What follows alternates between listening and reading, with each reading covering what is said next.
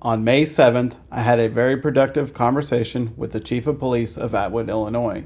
This discussion was in response to his initial Facebook video, which did not clearly distinguish between natural plain leaf kratom and the highly addictive semi-synthetic 7-OH. This is the outcome.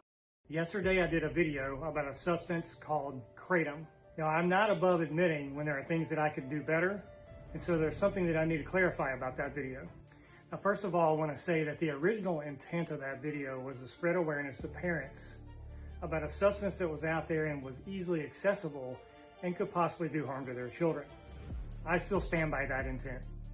But what I did not do a good job at is explaining the difference between pure leaf kratom, actual kratom, and the 7-OH products that are being pushed, packaged, and marketed as kratom.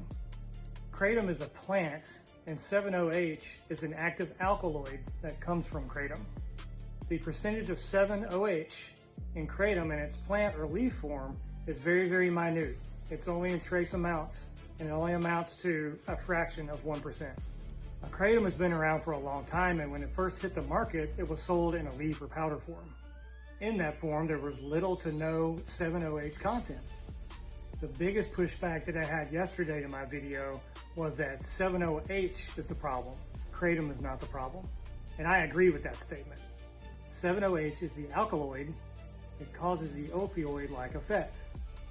Somewhere along the way, companies altered the 7-OH to intensify the opioid effect.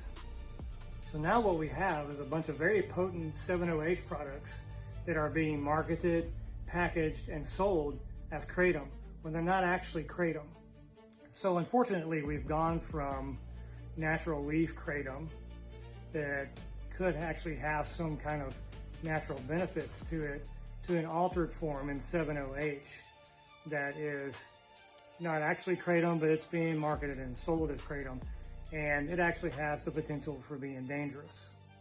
So I guess you'd have to say that probably the most dangerous thing about this is the fact that 7-OH, which is not actually kratom and is very potent, is being marketed as kratom, and that's just deceiving and confusing.